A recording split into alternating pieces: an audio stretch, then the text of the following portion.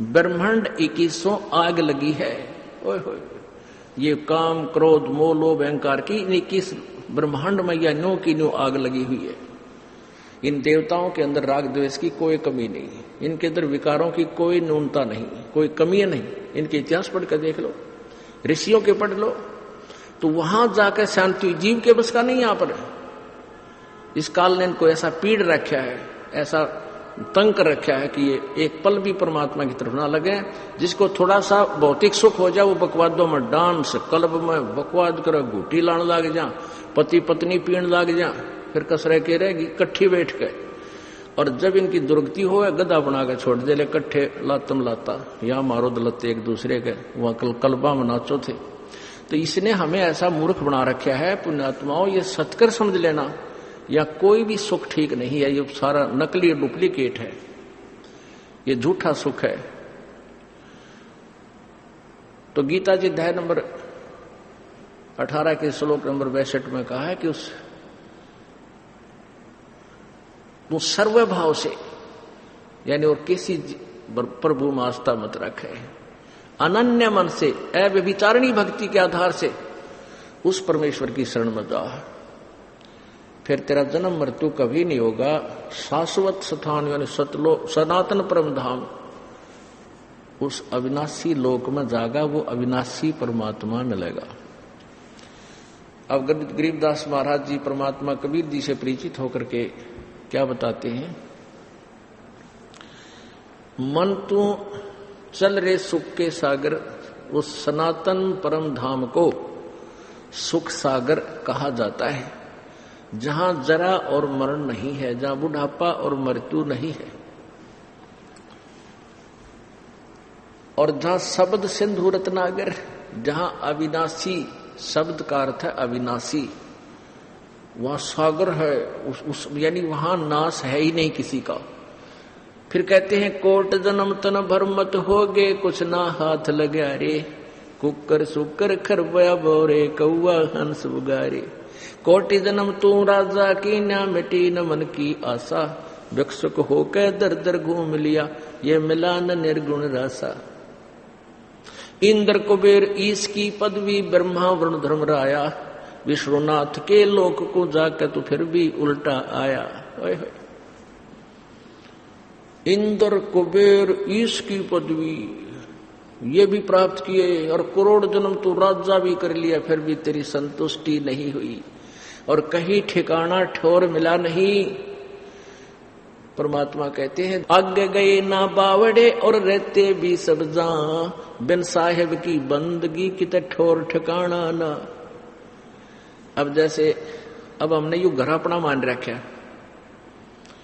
इसमें जब आपकी यहां से समय आएगा, यहां से चलो चलो चलो चलो हो जाएगी, फिर कहा स्वर्ग गए, मान लिया चिपुन कर्मी प्राणी स्वर्ग चले गए, स्वर्ग का समय निर्धारित आपके पुण्यों के आधार से वो समाप्त होते ही फिर कहेंगे वहां से भी चलो। ऐसे ही जैसे यहां मृत्यु होती है, स्वर्ग के देवताओं की मृत्यु होती है अचानक, बल्कि वहां पर कहते 3 वर्ष पहले अलर्ट कर दिया जाता है कि तेरा 3 वर्ष का समय शेष है। 3 साल पहले तो उसकी घी बन जाए, ना कोई खाना अच्छा लगे ना डांस अच्छे लगे, और फिर नरक में, नरक पूरा होता कहते चलो चलो फिर गधा बन गया, गधे की मृत्यु होगी, फिर चलो चलो फिर कुत्ता बन गया, यानी कितने ठोड़ ठिकाना ना, और सतलोक में जाने के बाद फिर वापस आना ना।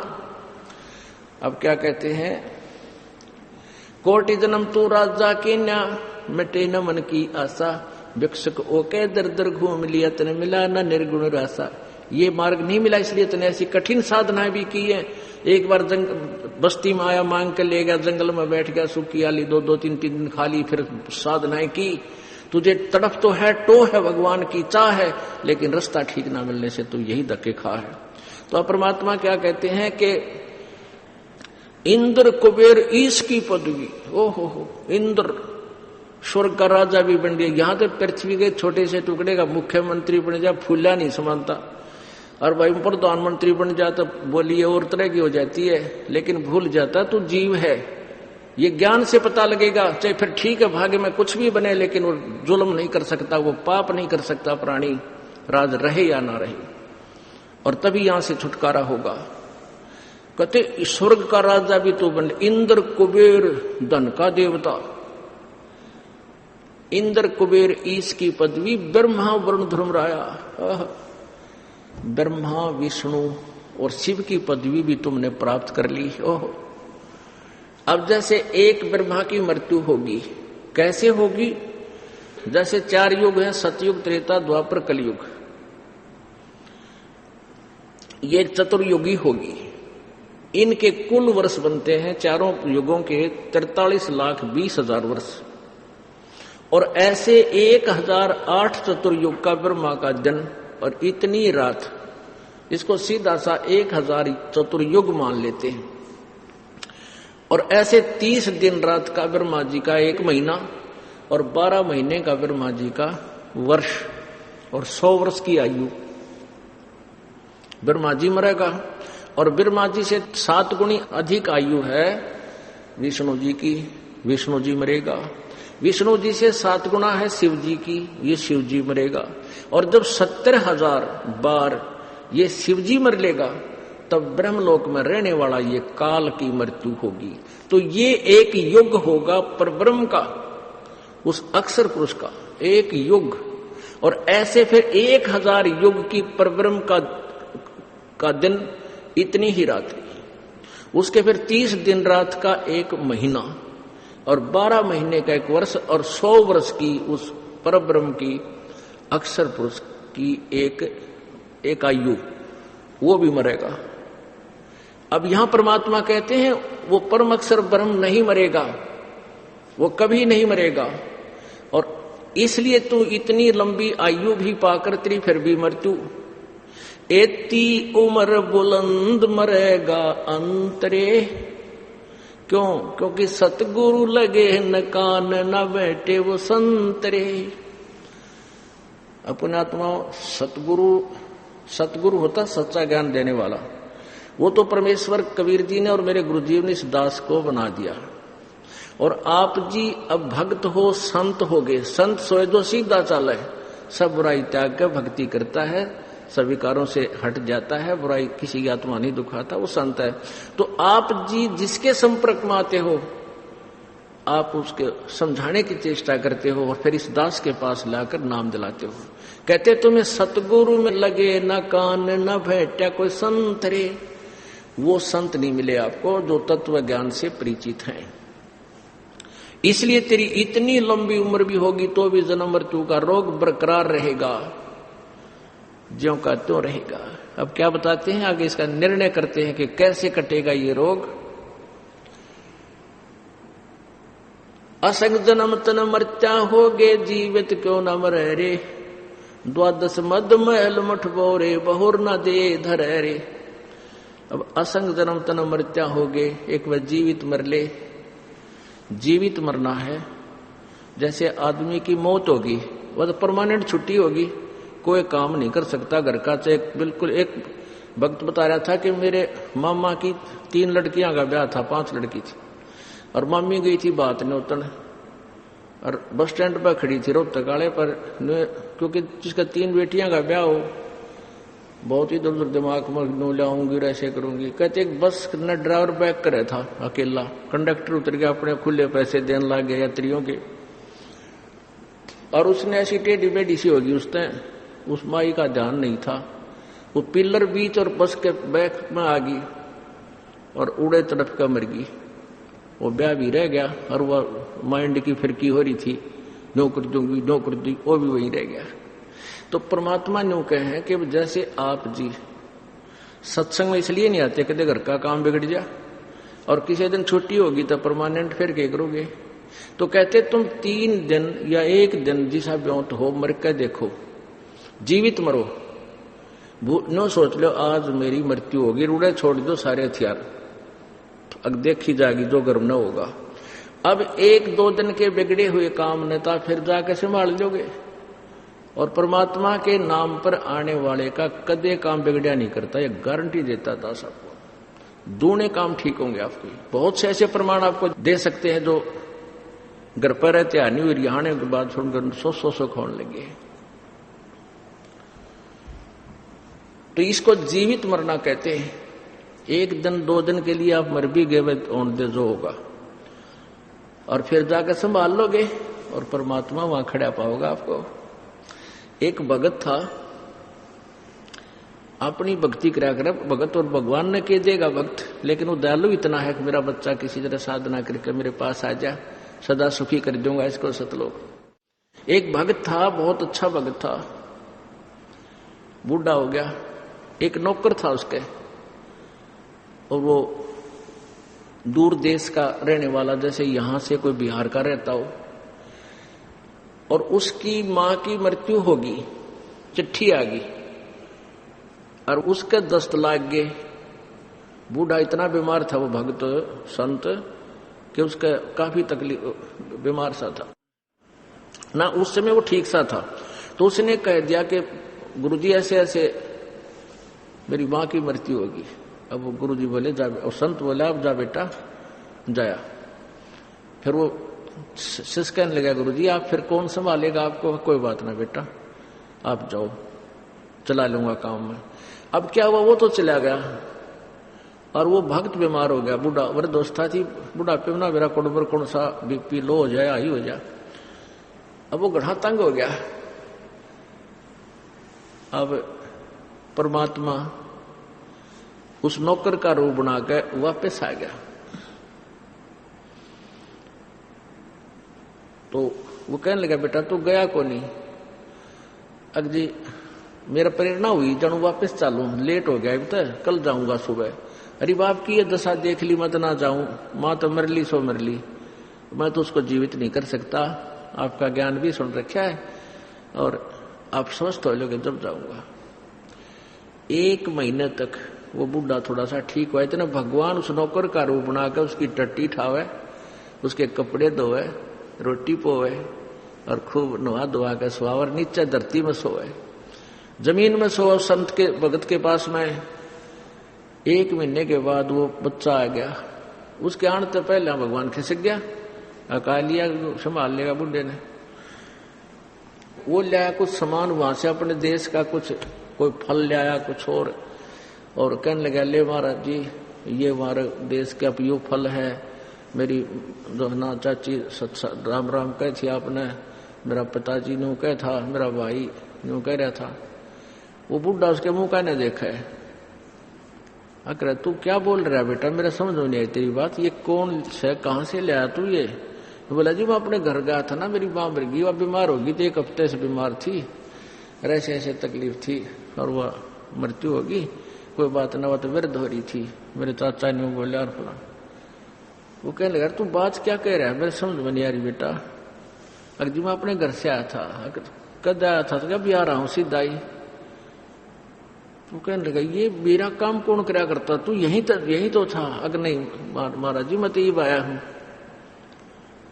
वो बूढ़ा बहुत रोया, ने बोला हे भगवान इस पापी ने आपको इतना तंग किया, कई बार धमका भी दिया, रहा तू लाता नहीं, फलाना पानी नहीं लाया, यानी जैसे नौकर को धमकाया करते हैं। तो पुण्यात्मा ये सत्कर मान लेना, ये कोई बड़का की कथा नहीं है कि दंत कथा नहीं है, सत्य की सत्कहानी है। पर इस योग्य आप हो जाइए।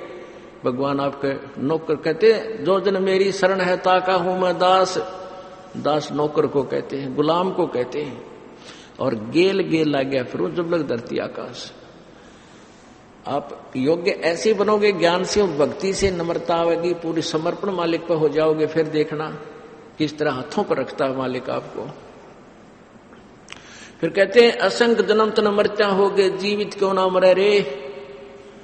और दूसरा डेफिनेशन है जीवित मरने की, शराब मांस तमाकू ये प्रयोग नहीं करनी। मन तो चाहे गुटी ला लूं, फिर इसने समझा दे बक्कल उतर जाएगा, मुश्किल तो सूतमाई है बात, क्या की गुटी ला ले, फिर कुत्ता बनकर गंदी नाली का पानी पिया करेगा।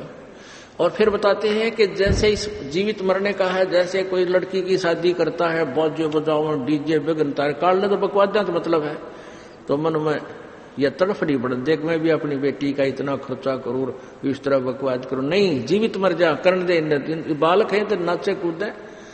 और यहां पर एक मिनट में के बिजली गिर जा।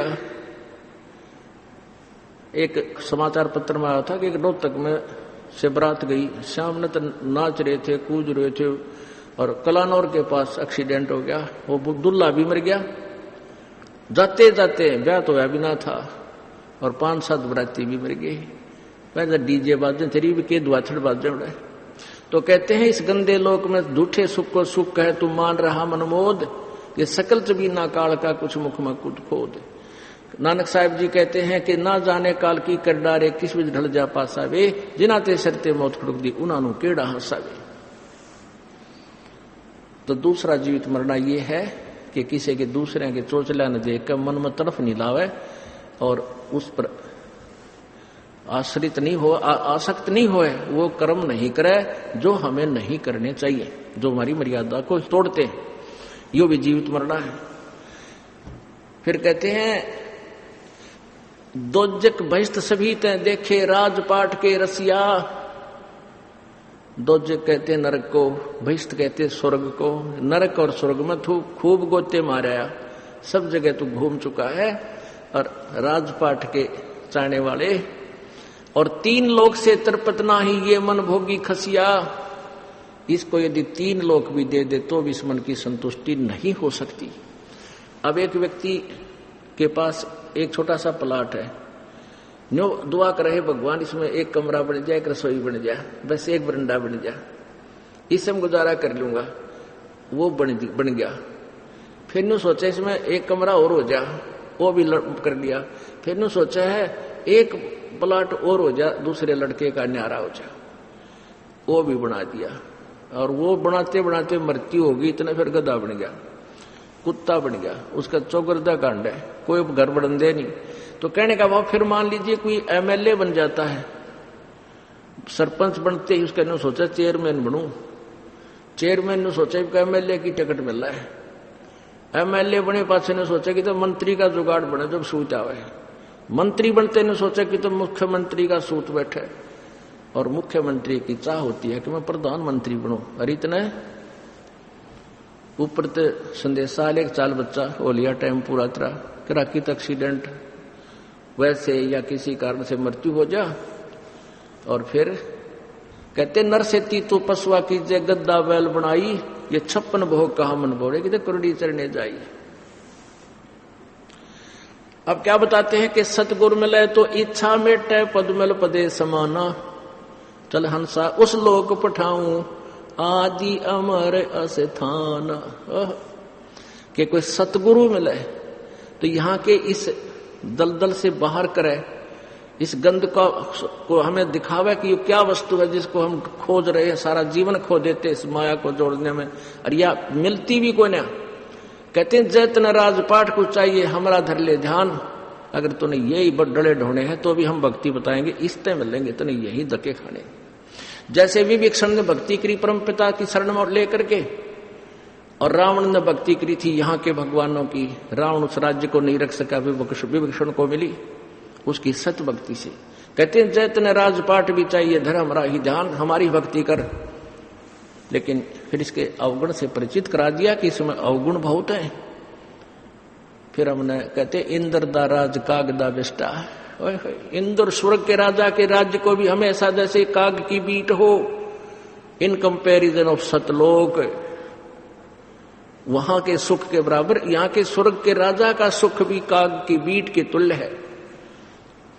कहते सतगुरु मिले तो इच्छा मेटे पद मिल पदे समाना, पद मिल पदे समाना, यानी पद माने वे ऑफ वर्शिप, यानी यथार्थ भक्ति विधि, वो पद्धति प्राप्त करके पद मिल पद समाना। जैसे गीता जी अध्याय नंबर 15 के श्लोक 4 में कहा ना कि उसके पश्चात परम पद परमेश्वर की खोज करनी चाहिए। तो सत्य भक्ति रूपी पद्धति से वो परम पद की उसको प्राप्ति हो जाएगी। सतगुरु मिले तो इच्छा मेटे पद मिल पदे समाना, और चल हंसा उस लोक पठाऊं जो आदि अमर अस्थान। वहां क्या सुख है, 4 मुक्ति जहां चंपी करती माया होरी दासी। ओए होए, यहाँ 4 मुक्तियां हैं यहाँ पर। कहते ये चारों मुक्ति तो तेरे चरणों में पड़ी रहेंगी, वह इतना सुख होगा। यहाँ की मुक्ति जो प्राप्त कर ली वो फिर स्वर्ग लोक में होती है, महास्वर्ग में, ब्रह्मलोक में, महास्वर्ग को चाहे ब्रह्मलोक को। तो वहां जाने के बाद भी फिर वो मुक्ति एक दिन छुटेंगी और फिर यही फिर पशु बनेगा आके, वो तो तेरे पास रहनी ही नहीं। कहते ये सुख सदा तेरे चरणों में सतलोक में रहेगा। चार मुक्ति जा चंपी करती माया होरी दासी, दास गरीब अभय पद पर से वो मिले राम अविनाशी। पूर्ण मोक्ष होगा और अविनाशी परमात्मा की प्राप्ति होगी इस साधना से। बोलो सतगुरुदेव।